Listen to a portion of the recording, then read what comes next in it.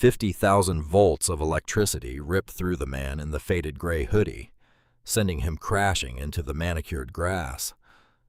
The arresting officer smirked, utterly convinced he had just neutralized a dangerous drifter in the city's most exclusive neighborhood. He slapped the cuffs on tight, dreaming of a commendation. He didn't know the man bleeding in the dirt wasn't a vagrant. He had just brutally assaulted Darius Kane, the billionaire tech mogul whose cybersecurity company practically owned the city, and Darius was about to burn the officer's entire life to the ground. One crisp morning, dew clung to the perfectly sculpted hedges of Belmont Ridge Park, an exclusive enclave nestled in the wealthiest zip code in the state. The neighborhood was a fortress of silent money, where tech titans, hedge fund managers, and old money heirs hid behind wrought iron gates and private security patrols.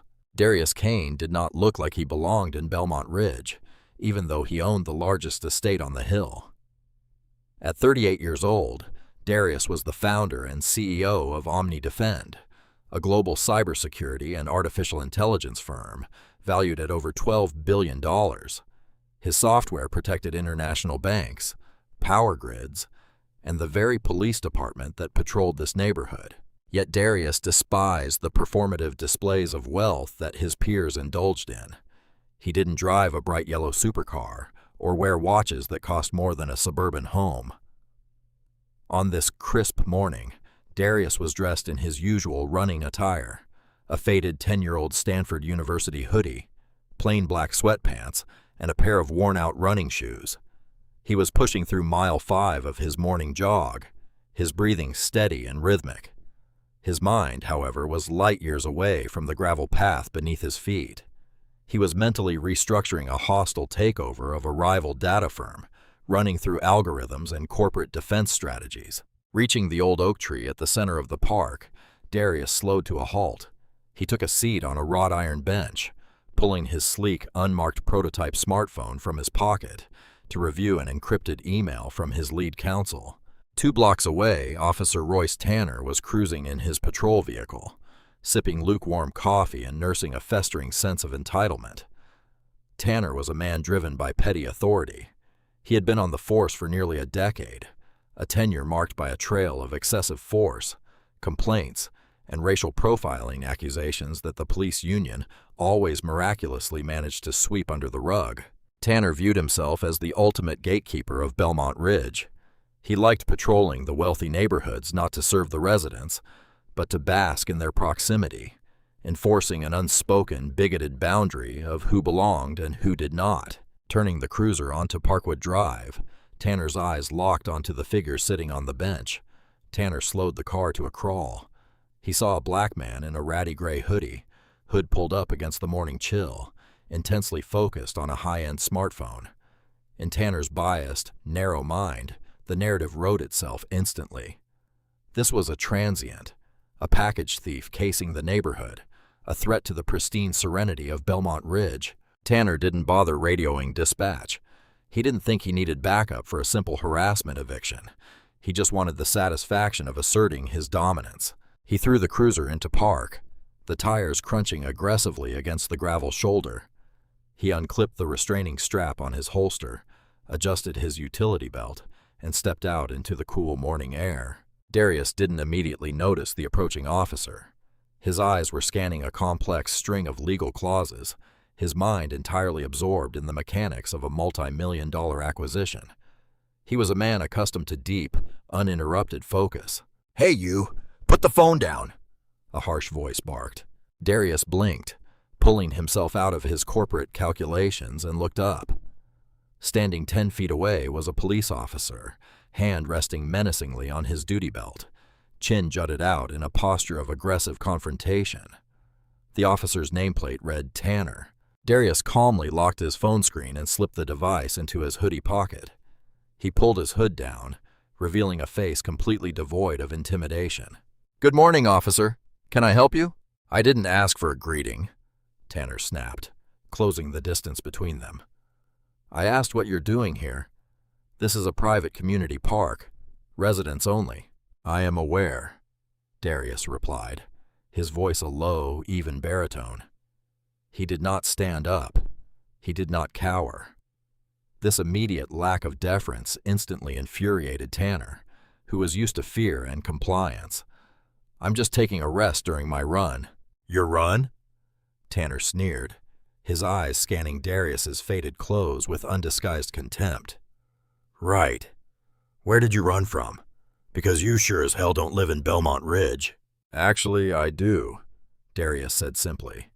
He pointed up the hill toward the sprawling modern glass and steel compound, barely visible through the pines.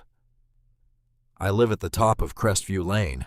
Tanner let out a harsh, mocking laugh. "Crestview Lane? The Kane estate? That house is worth $40 million, buddy. You expect me to believe you own it?" "I don't expect anything from you, officer," Darius replied, the temperature in his voice dropping to an icy chill. "But I have answered your question. Now, if you don't mind, I'm going to finish my rest and head home."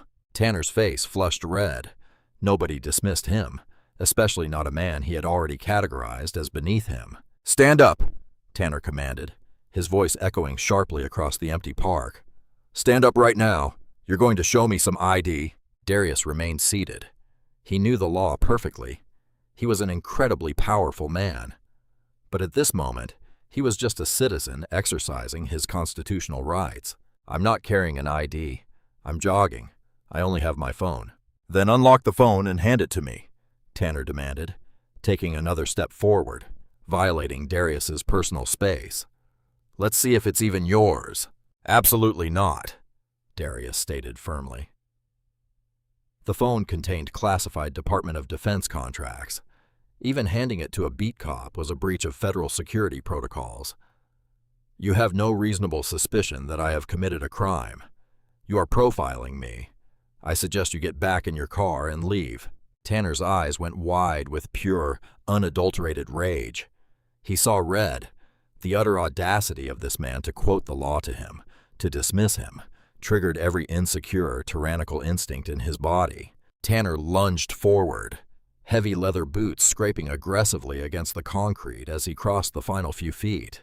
Without another word of warning, the officer reached out with a heavy hand, grabbing the shoulder of Darius's hoodie in an attempt to violently yank him off the bench. Instinct and martial arts training kicked in.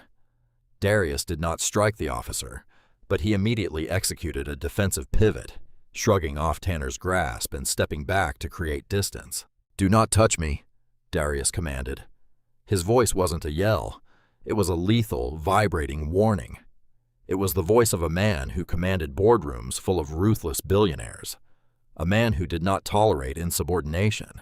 Tanner, however, was completely blind to the reality of the situation. In his eyes, Darius's defensive movement was resisting arrest. It was an assault on a police officer. It was the exact excuse Tanner had been craving. "Resisting! Stop resisting!" Tanner screamed, entirely for the benefit of his own dash cam, which was parked too far away to capture the nuance of the interaction, but would certainly record the audio of his shouted commands. Before Darius could articulate another sentence, Tanner's hand flew to his belt. He didn't reach for his handcuffs. He bypassed his pepper spray. He unholstered his X-26 Taser, leveled the bright yellow weapon directly at Darius's chest, and pulled the trigger. Pop! 2 barbed probes shot through the morning air, embedding themselves deep into the fabric of Darius's hoodie and the muscle of his chest. 50,000 volts of pure electrical agony instantly seized control of Darius's nervous system. His muscles locked up in a violent, uncontrollable spasm. The world tilted violently. The sky vanished, replaced by the crushing impact of the concrete path as he fell straight backward, unable to brace his fall. His head cracked against the edge of the pavement, slicing open the skin above his eyebrow. Pain, white-hot and absolute, coursed through his veins. He couldn't breathe. He couldn't speak. He could only endure the endless 5 seconds of the electrical cycle. As the current finally stopped, leaving Darius gasping for air and trembling on the ground, Tanner pounced. The officer drove his knee viciously into the small of Darius's back, pressing the billionaire's bleeding face into the dirt. "Thought you were smart, huh?"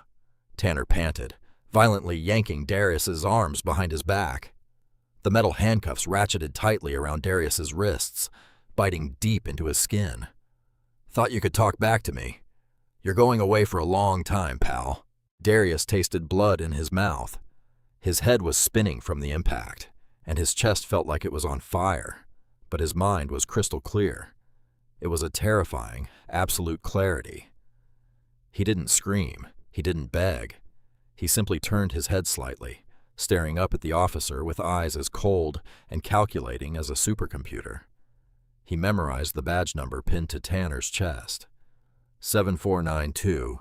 "You have no idea what you've just done," Darius whispered, his voice dangerously calm despite the blood running down his face. "Shut up!" Tanner hauled Darius to his feet by the handcuffs, sending a fresh wave of agony through Darius's shoulders. Tanner shoved him roughly toward the cruiser, slamming his head against the doorframe before throwing him into the plastic back seat. Tanner walked around to the driver's seat, adrenaline pumping through his veins. He felt victorious. He picked up the radio mic. "Dispatch Unit 4. I have one suspect in custody, resisting arrest, assaulting an officer, suspicion of burglary, en route to the precinct." The drive to the station took only a short time. Darius sat in the back, silently watching the city roll by. He was calculating the exact legal and financial kinetic strike he was about to unleash. He was going to dismantle Tanner's career, but he wasn't going to stop there. He was going to audit the entire department. When the cruiser pulled into the precinct's Sally Port, Tanner dragged Darius out, parading his captured criminal through the heavy metal doors and into the bustling booking area. "Got a live one here," Tanner announced loudly to the room, shoving Darius toward the booking desk. Refused to ID, got aggressive, had to tase him. Sitting behind the elevated booking desk was Desk Sergeant Vernon Holt, a veteran of the force. Holt was a man who knew every face in the city. He was exhausted, sipping cold coffee and dreading his upcoming retirement. Holt looked down at the suspect. He saw the scuffed clothes, the dirt, the blood dripping from the cut above the man's eye, and the taser wires still dangling from his chest. Then Holt looked at the man's face. The sergeant's blood ran completely cold. The color drained from his face so fast he looked like a corpse. His coffee cup slipped from his trembling hand, shattering on the linoleum floor and splashing brown liquid everywhere. Holt knew that face. Recently, Holt had attended a ribbon-cutting ceremony for the precinct's brand-new state-of-the-art cybercrimes division. The man standing battered in handcuffs in front of him was the man who had personally written the $10 million donation check to fund it. "Tanner," Holt breathed out, his voice shaking with a terror that made the other officers in the room instantly freeze. "Tanner, what have you done?" Tanner puffed out his chest, completely oblivious to the impending apocalypse. "Like I said, Sarge, found him prowling Belmont Ridge. He fought back. Needs to be booked for felony resisting." Holt stood up, his knees visibly shaking. He didn't look at Tanner. He looked directly at the billionaire, his voice cracking with panic. "Mr. Kane, sir, I am so sorry." Tanner frowned, confusion finally piercing his arrogant armor. "Kane? Sarge, this guy is a vagrant. He was pretending he lived at the Kane estate. He doesn't live at the estate, you idiot." Holt roared, the sound echoing off the concrete walls like a gunshot. "He owns it. That is Darius Kane. He practically owns this entire city." Silence slammed into the booking room. It was absolute and suffocating. Tanner stared at the bleeding man in front of him, the reality of Holt's words slowly penetrating his thick skull. The smirk finally vanished from Tanner's face, replaced by a sickening, bottomless dread. Darius Kane slowly straightened his posture, ignoring the handcuffs, projecting the aura of an emperor rather than a prisoner. He looked directly into Tanner's terrified eyes and smiled.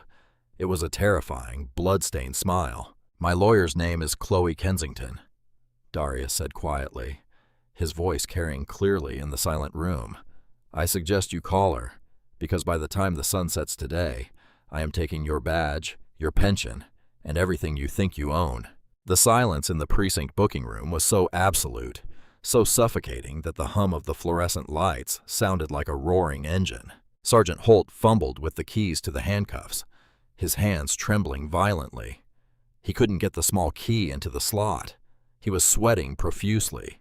The realization of the catastrophic liability unfolding in his lobby completely short-circuiting his brain. "Sir, please, just let me get these off you," Holt stammered, finally managing to unlock the heavy metal restraints. The cuffs fell away, revealing deep, angry purple indents bitten into Darius Kane's wrists. Darius did not rub his wrists. He did not ask for a towel to wipe the drying blood from his temple, nor did he request medical attention for the twin puncture wounds on his chest, where the taser probes had violently pierced his flesh. He simply lowered his arms, adjusting the cuffs of his ruined Stanford hoodie, and stood completely still in the center of the room. He was a statue of pure, calculating retribution. "I want the dashcam footage from Unit 4 secured and uploaded to a neutral server immediately," Darius stated, his voice devoid of anger, but heavy with an authoritative weight that made every officer in the room instinctively straighten their posture. "I want the GPS logs of Officer Tanner's vehicle pulled, and nobody touches my phone." Officer Royce Tanner had backed away until his shoulders hit the concrete wall. The arrogant sneer had been completely wiped from his face, replaced by the hollow, glassy-eyed stare of a man watching his own execution. He looked at his hands.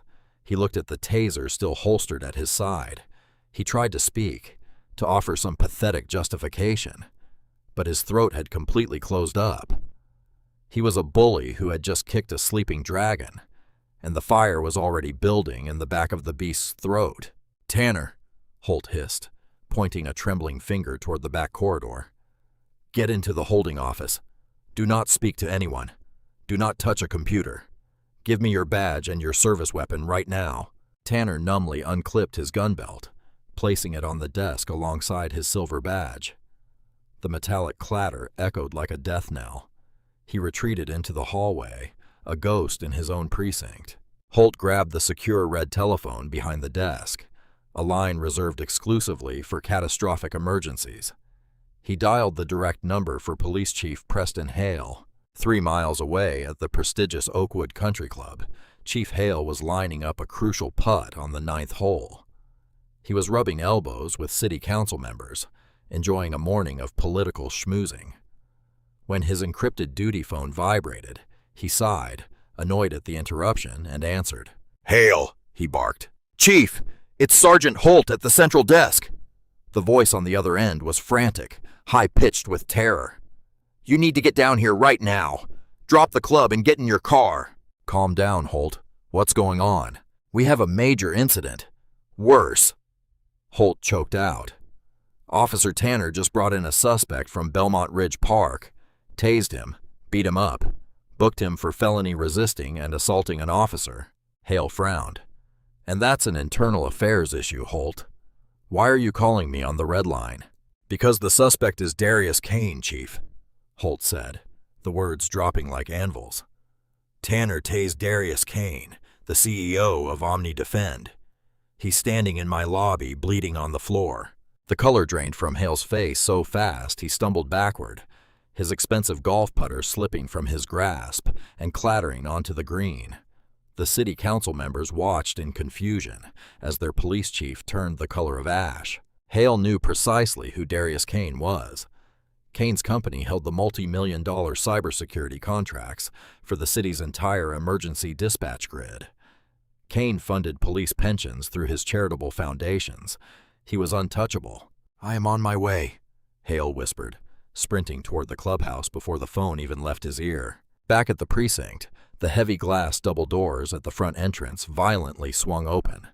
The blinding morning sunlight flooded the dim lobby, framing a silhouette that made Holt's stomach drop all over again.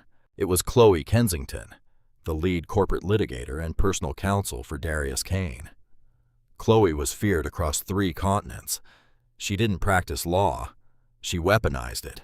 Dressed in a razor-sharp charcoal suit, carrying a sleek leather briefcase, she walked into the precinct with the terrifying grace of an apex predator entering a cage full of wounded rabbits. She was flanked by 2 massive men in dark suits, OmniDefend private security operatives. The officers at the front desk instinctively stepped back. Chloe didn't look at them. Her icy blue eyes locked immediately onto Darius. She saw the blood on his face, the dirt on his clothes, and the burn marks on his chest. Her jaw tightened, the only outward sign of the thermonuclear legal war she was about to launch. "Darius," she said softly, stepping up to him, "are you severely injured?" "I will survive, Chloe," Darius replied calmly. "The situation is exactly as I texted you." Chloe turned slowly, fixing her gaze on Sergeant Holt. Holt felt like he was staring into the barrel of a loaded shotgun. "Sergeant," Chloe began, her voice a deadly velvet whisper, "my client was unlawfully detained, physically assaulted with a deadly weapon, and deprived of his constitutional rights by one of your officers. You have exactly 3 minutes to release him into my custody, or I will file an injunction that will freeze the operational budget of this entire department by noon." "He's free to go, Miss Kensington," Holt stammered, raising his hands in surrender. "There are no charges. It was a catastrophic misunderstanding." "It wasn't a misunderstanding," a booming voice echoed through the lobby. Chief Hale burst through the back doors, chest heaving, his golf shirt drenched in sweat. He sprinted to the desk, his eyes darting between Darius and Chloe. "Mr. Kane, my God, I cannot express the depth of my apologies. This is an isolated incident. I assure you, Officer Tanner will be severely disciplined." Chloe Kensington slowly turned her lethal gaze toward the police chief. She did not raise her voice. She didn't need to. "Disciplined," Chloe echoed, the word dripping with venomous sarcasm. "Chief Hale, you seem to labor under the delusion that we are here to file a civilian complaint. We are not." She unlatched her briefcase and pulled out a single sheet of paper, slamming it down onto the booking desk with a sharp crack. "This is a preservation of evidence demand. I want Tanner's dash cam, his body cam if he bothered to turn it on, his radio logs, and his entire disciplinary history spanning the last decade," Chloe commanded. "Because we are not just suing him. We are going to expose the systemic corruption that allowed a rabid dog to patrol the streets with a badge. You have 3 days to prepare your legal team, Chief. You are going to need every single one of them."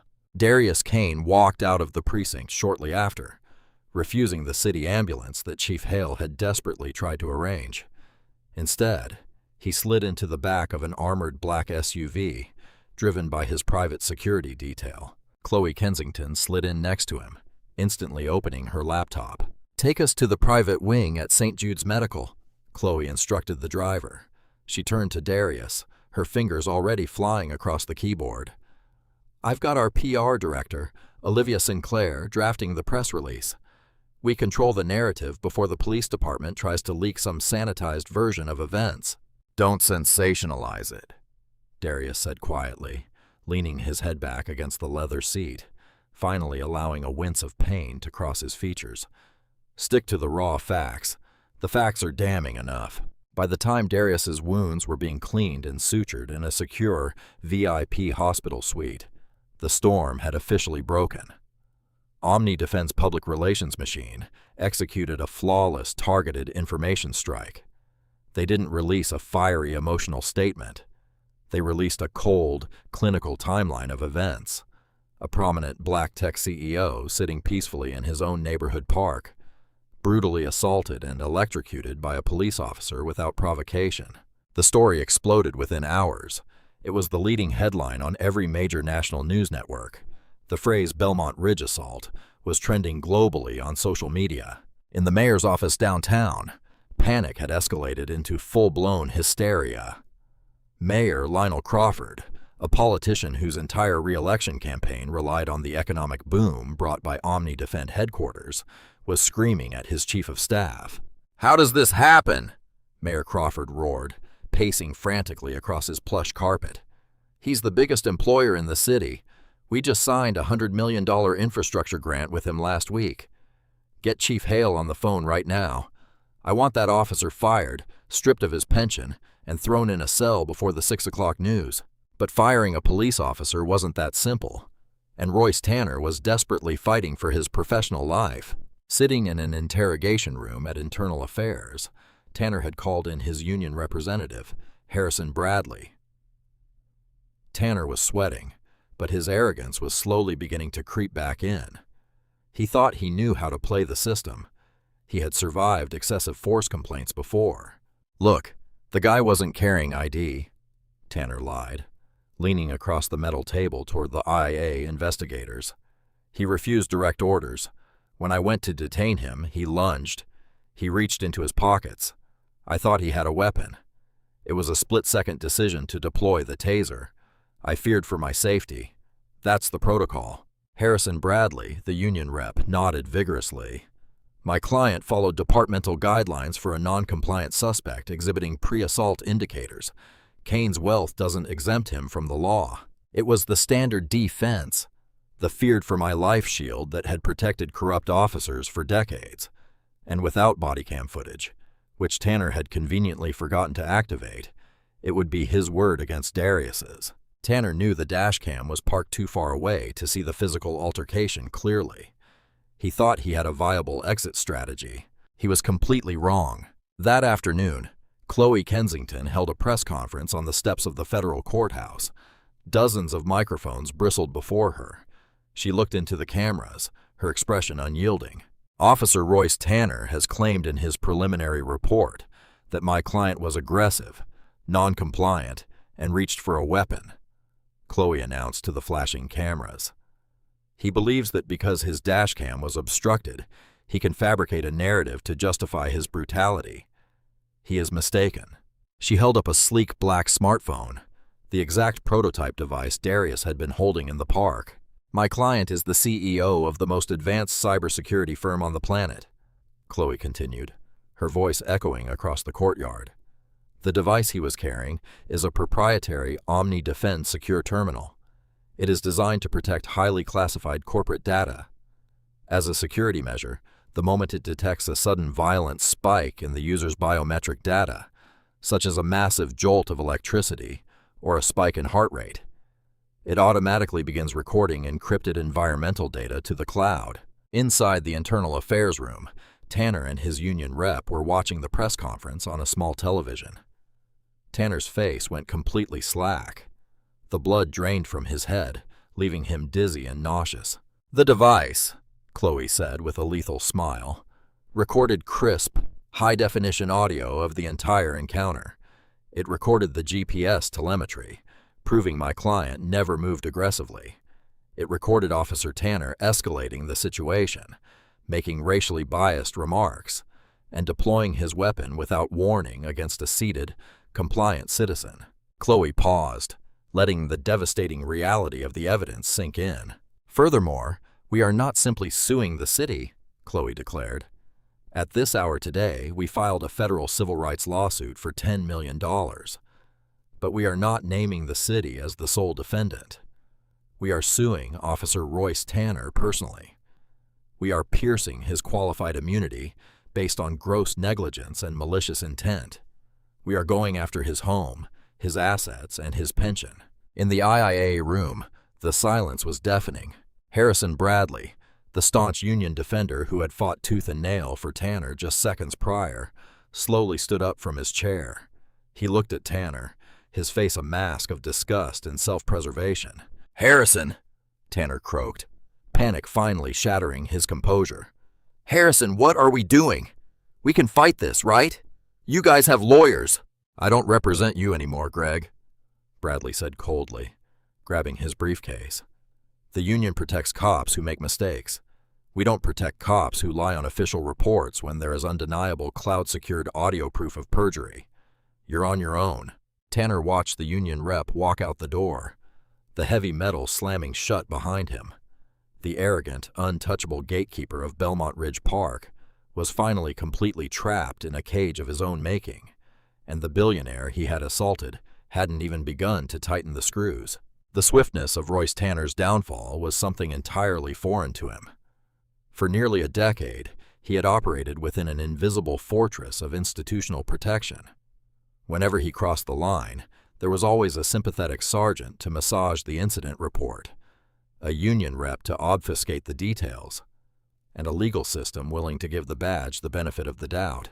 But against the limitless resources and cold, calculated fury of Darius Kane, that fortress collapsed like a structure of dry sand in a hurricane. Tanner sneaked out of the precinct through the subterranean garage, hiding in the back of a sympathetic dispatcher's beat-up sedan to avoid the swarm of news vans barricading the front entrance. When he finally arrived at his modest suburban home, the sanctuary he expected was already gone.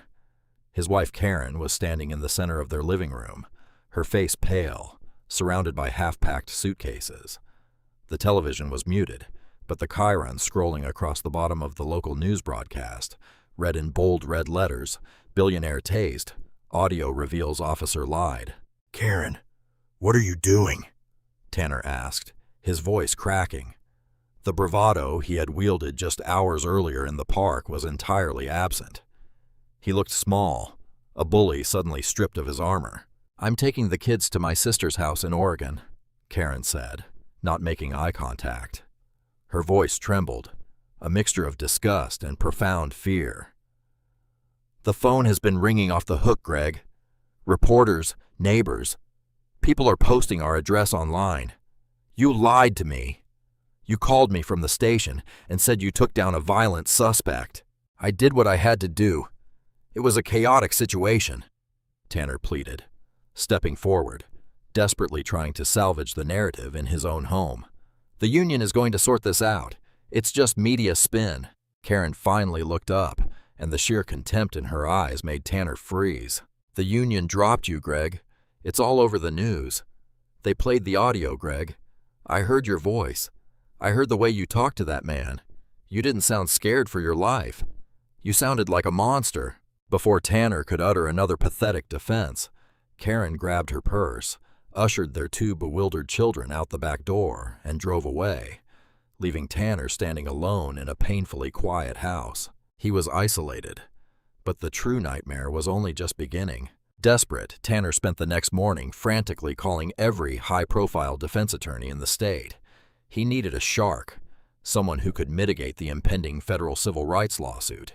He finally managed to get Robert Pierce, a notoriously aggressive defense lawyer, on the phone. "Mr. Pierce, it's Royce Tanner," he said, pacing his empty living room, his knuckles white as he gripped his phone. "I need representation. I have savings. I can pull from my pension." "Stop right there, Tanner." Pierce's voice came through the receiver, entirely devoid of warmth. "I'm not taking your case. In fact, nobody in the upper tier of the state bar is going to touch you." "Why not? Everyone deserves a defense," Tanner yelled, panic edging into rage. "Because my firm's corporate security infrastructure is managed by OmniDefend," Pierce replied coldly. "Just like every major hospital, bank, and municipal grid in this region, Darius Kane is the single most powerful private citizen in this state. But even if he wasn't, I listened to the unencrypted audio dump his legal team released. You committed perjury, assaulted a compliant citizen, and falsified a police report. You are a walking, talking nuclear liability. Call a public defender." The line went dead. That afternoon, the hammer finally fell. District Attorney Philip Henderson, a man whose political ambitions were heavily funded by tech sector donors, called an emergency press conference. Henderson could read the room.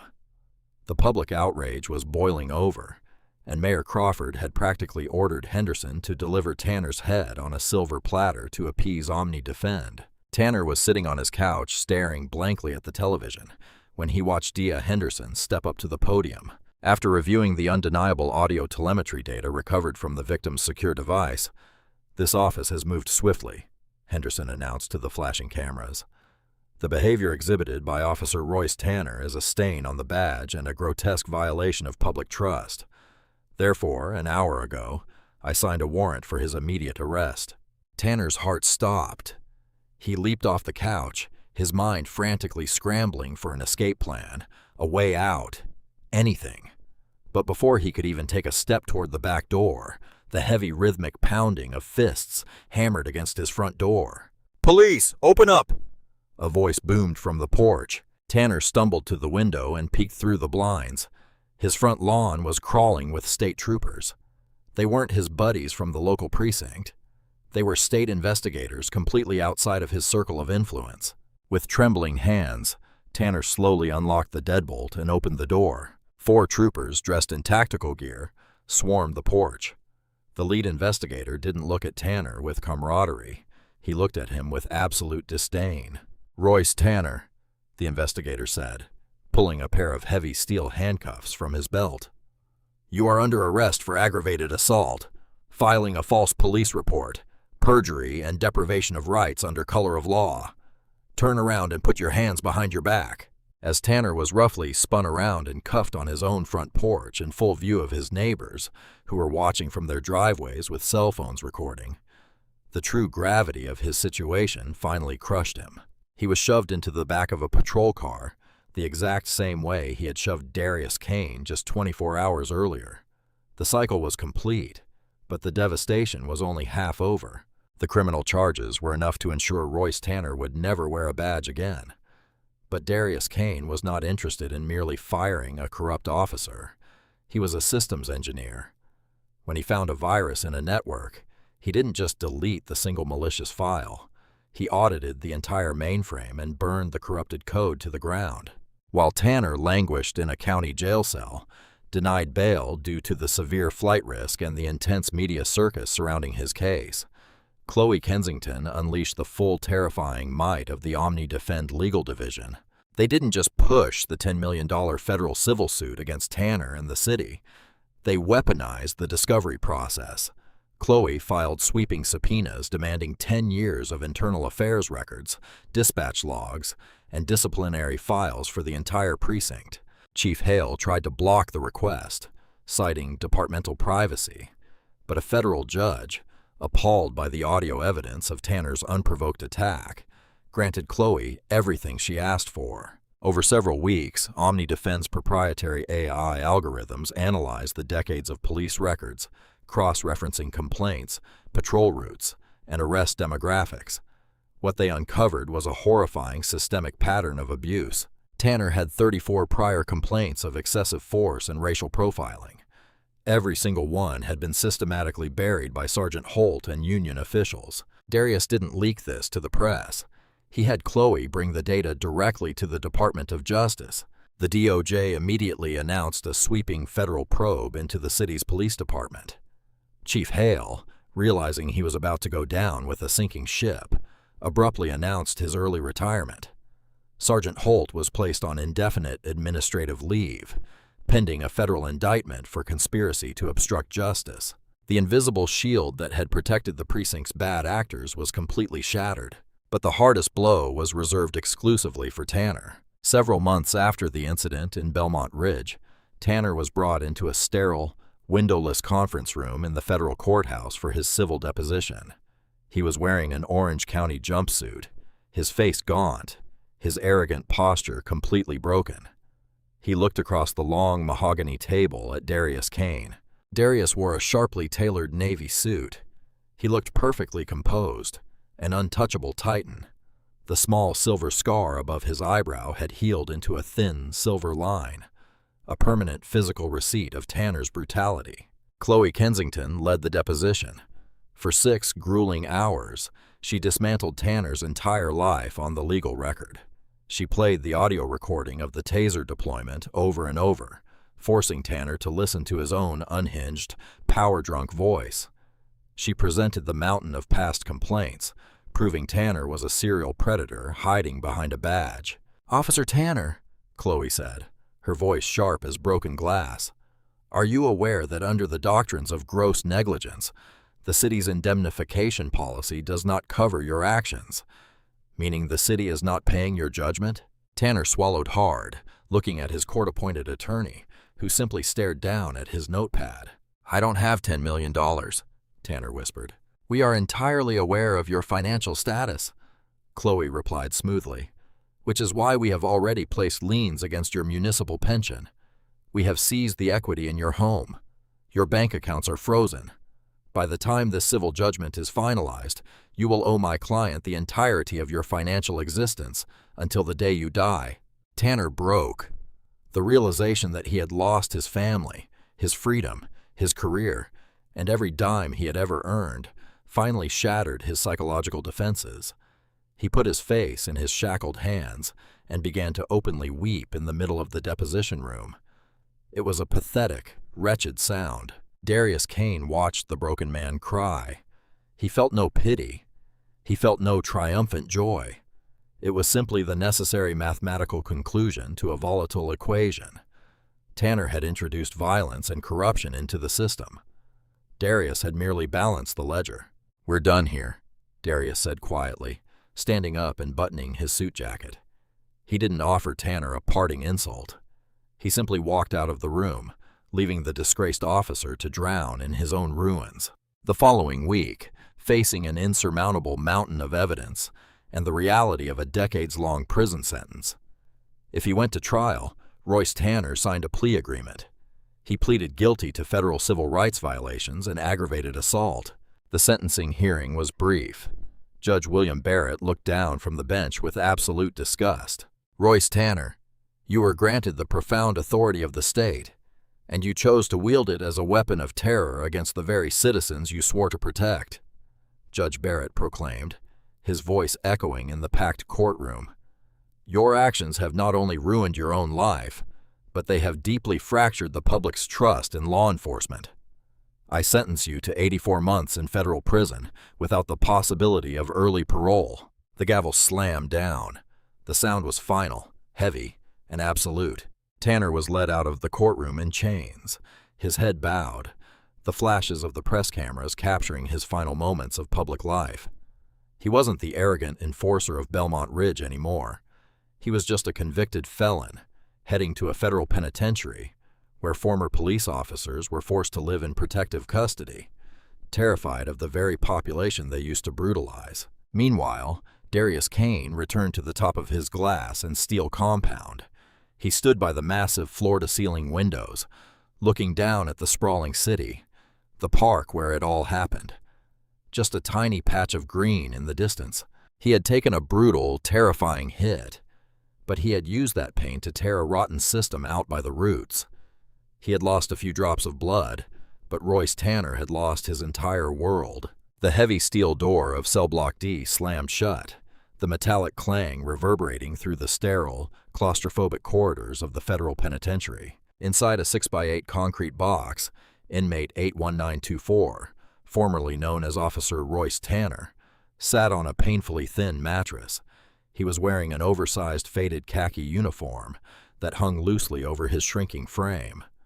The swagger, the arrogance, and the aggressive posturing that had defined his entire adult life had been systematically stripped away, leaving behind a hollow, terrified shell of a man.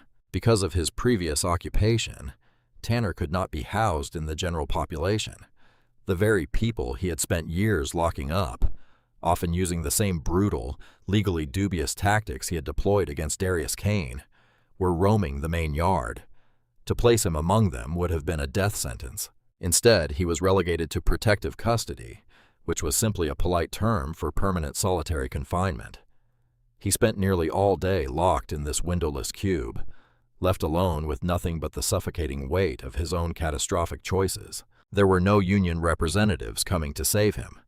There were no sympathetic sergeants to alter the narrative. He was completely, irrevocably erased from the world he once terrorized. Every week, he was permitted one monitored phone call. He dialed the number for his ex-wife, hoping just to hear the voices of his children. But the automated voice of the telecom provider simply informed him that the number had been disconnected. Karen had moved to Oregon, changed her last name, and severed all ties. Tanner had burned his entire kingdom to the ground for the sake of a fleeting, pathetic power trip in a public park. While Tanner rotted in his self-made purgatory, the outside world was experiencing a massive seismic shift engineered by the man he had assaulted. Darius Kane did not simply take the $10 million federal civil rights settlement and add it to his already staggering net worth. To a billionaire, $10 million was a rounding error. To Darius, it was seed capital for a revolution. One bright morning, exactly half a year after the assault, Darius stood behind a podium at the steps of City Hall, flanked by his lead counsel, Chloe Kensington, and Mayor Lionel Crawford, who was now desperately trying to align himself with Kane's reform agenda. Darius officially announced the creation of the Belmont Initiative. "Justice is not a paycheck," Darius's deep, resonant voice echoed across the crowded plaza, carrying over the live broadcast feeds of every major news network. True justice is systemic recalibration. A broken machine cannot be fixed by simply replacing one defective gear. You must rewrite the entire operational code. Darius formally transferred the entire $10 million settlement, alongside an additional $40 million from his personal foundation, into a fully independent civilian oversight commission. But this wasn't a traditional, toothless bureaucratic board. The Belmont Initiative was armed with OmniDefend's proprietary artificial intelligence network. Every police cruiser in the city was retrofitted with advanced telemetry systems. Body cameras were upgraded to OmniDefend terminals that could not be manually deactivated by the officers wearing them. The AI constantly analyzed radio dispatch logs, GPS coordinates, and use of force reports in real time, instantly flagging patterns of biased policing or aggressive escalation directly to the civilian board, completely bypassing the internal police hierarchy. The days of sergeants sweeping excessive force complaints under the rug were over. The system was now transparent, unalterable, and utterly unforgiving to bad actors. The precinct that had previously enabled Tanner's reign of terror was gutted. Following the sweeping Department of Justice probe that Darius had initiated, 22 officers were forced into early retirement or fired outright for their complicity in hiding past abuses. A new progressive police commissioner, directly vetted by a community coalition, was sworn in to rebuild the department from the ground up. The culture of impunity had been surgically extracted. Officers patrolling the wealthy enclaves of the city and the marginalized neighborhoods alike operated under the intense, unblinking eye of absolute accountability. Exactly 1 year later, the morning mist once again clung to the manicured hedges of Belmont Ridge Park. The neighborhood remained a fortress of silent money, but the invisible, bigoted boundaries that once governed it had been permanently shattered. Darius Kane pushed through mile 5 of his morning jog. He was wearing the exact same faded 10-year-old Stanford University hoodie and plain black sweatpants. The small silver scar above his eyebrow was the only physical reminder of the violence he had endured. His breathing was steady and rhythmic, his mind completely focused. As he approached the old oak tree at the center of the park, a black and white patrol cruiser slowly rolled down Parkwood Drive. Darius did not tense. He did not alter his pace. The cruiser stopped near the gravel path. 2 young officers, neither of whom had been on the force during Tanner's era, stepped out. They were conducting a routine community patrol, a new mandate required by the Belmont Initiative. The rookie officer, a young man named Daniels, looked at the billionaire in the ratty sweatshirt. He recognized him instantly, not as a vagrant, but as the architect of the very system that governed his badge. "Good morning, Mr. Kane," Officer Daniels called out, his voice carrying a tone of deep, genuine respect. "Beautiful day for a run, sir." Darius slowed his pace, coming to a halt near the wrought iron bench. He looked at the officers, analyzing their demeanor. There was no aggression. There was no arrogant posturing, just civil servants doing their job. "Good morning, officers," Darius replied smoothly, his cold, calculating gaze softening just a fraction. "Keep up the good work out here." The officers tipped their hats and returned to their vehicle, leaving Darius to his solitude. He sat down on the bench, pulling his sleek smartphone from his pocket. The air was crisp. The park was peaceful, and the system was finally working exactly as it was designed to. Darius Kane had walked through the fire of corruption, and he had used the flames to forge a masterpiece of absolute, unrelenting justice. The story of Darius Kane and Royce Tanner is a chilling reminder that true power isn't about carrying a badge or a weapon. It's about the unstoppable force of intelligence, resources, and absolute accountability. Tanner thought he was untouchable, preying on those he deemed beneath him, only to discover that karma has a way of balancing the scales with devastating precision. The system was broken, but it took one unyielding billionaire to finally rewrite the code. If you enjoyed this intense story of real-world karma and systemic justice, hit that like button, share this video with your friends, and subscribe to the channel for more incredible stories. Drop a comment below. Would you have handled the situation like Darius, or done something differently? See you in the next one.